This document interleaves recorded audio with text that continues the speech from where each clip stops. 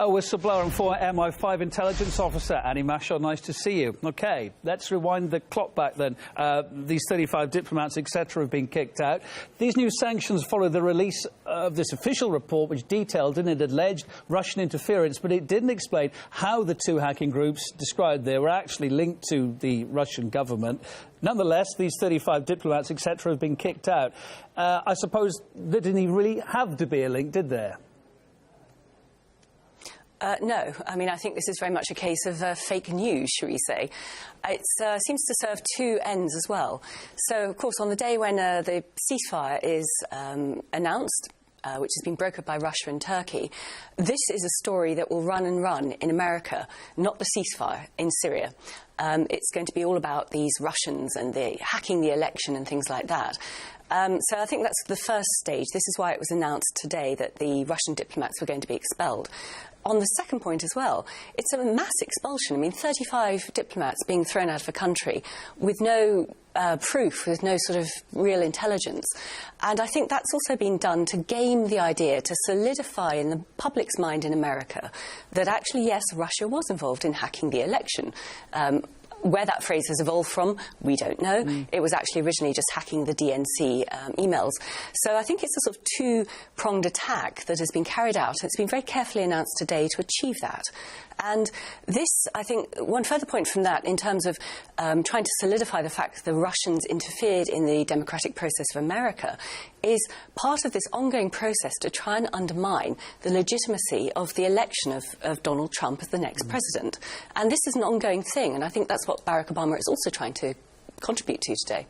Our correspondent also pointed out earlier, this document, the information used here, the evidence, also included a disclaimer that the Department of Homeland Security doesn't provide any warranties for that information, that the report's for informational purposes only.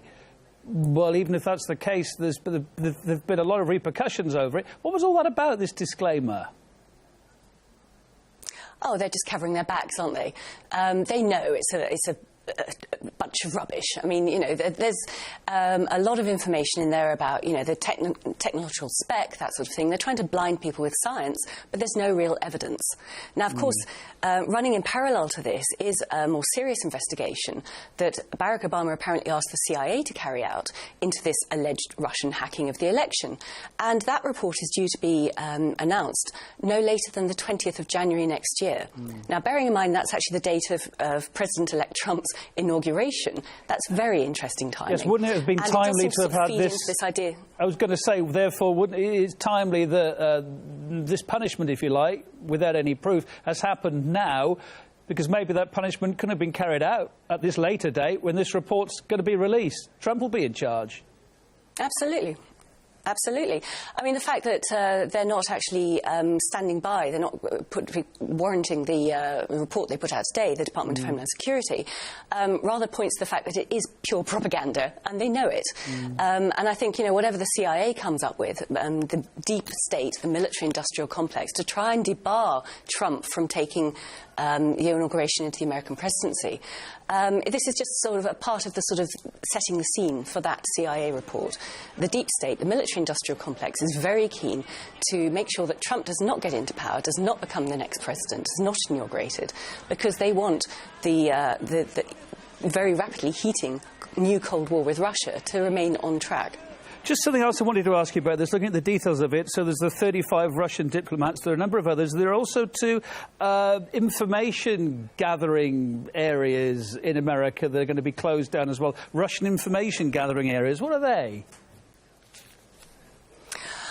They could be news services. I mean, you know, perhaps they'll try and block RT or something. Who knows?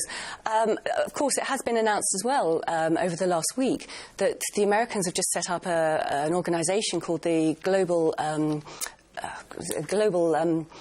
Centre for trying to stop fake news. And this is also happening in other countries. The Germans have announced this. The Czech Republic has announced it. Other countries are probably doing the same thing across Europe as we speak. They're just not announcing it. So I think there is going to be quite a strong pushback against alternative news sources to try and clamp down on what we are all allowed to read in our countries, and, you know, so we won't get a different perspective. Annie Mashal, we'll leave it there. We'll let you get on with your night. Whistleblower and former MI5 intelligence officer, always very welcome on this programme. Nice to see you.